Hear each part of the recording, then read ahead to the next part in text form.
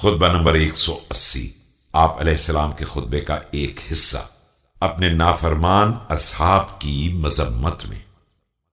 بسم اللہ الرحمن الرحیم۔ میں خدا کا شکر ادا کرتا ہوں ان امور پر جو گزر گئے اور ان افعال پر جو اس نے مقدر کر دیے، اور اپنے تمہارے ساتھ مبتلا ہونے پر بھی۔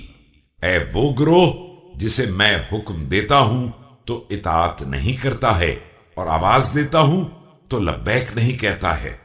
تمہیں مہلت دے دی جاتی ہے تو خوب باتیں بناتے ہو، اور جنگ میں شامل کر دیا جاتا ہے تو بزدلی کا مظاہرہ کرتے ہو۔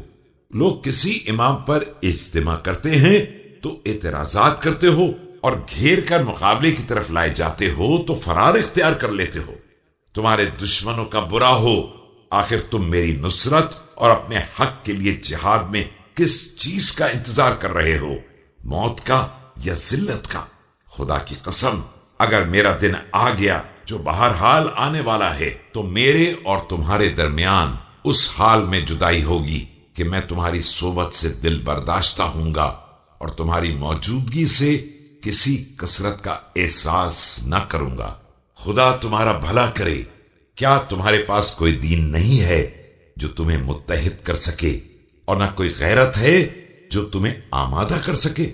کیا یہ بات حیرت انگیز نہیں ہے کہ معاویہ اپنے ظالم اور بدکار ساتھیوں کو آواز دیتا ہے تو کسی امداد اور عطا کے بغیر بھی اس کی اطاعت کر لیتے ہیں، اور میں تم کو دعوت دیتا ہوں اور تم سے عطیے کا وعدہ بھی کرتا ہوں تو تم مجھ سے الگ ہو جاتے ہو اور میری مخالفت کرتے ہو، حالانکہ اب تم ہی اسلام کا ترکہ اور اس کے باقی ماندہ افراد ہو۔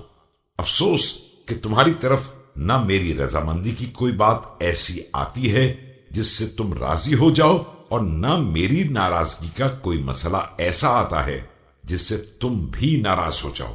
اب تو میرے لیے محبوب ترین شے جس سے میں ملنا چاہتا ہوں صرف موت ہی ہے۔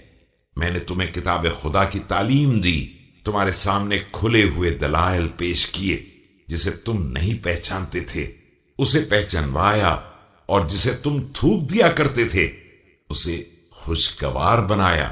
مگر یہ سب اس وقت کارآمد ہے جب اندھے کو کچھ دکھائی دے اور سوتا ہوا بیدار ہو جائے۔ وہ قوم جہالت سے کس قدر قریب ہے جس کا قائد معاویہ ہو اور اس کا ادب سکھانے والا نابغہ کا بیٹا ہو۔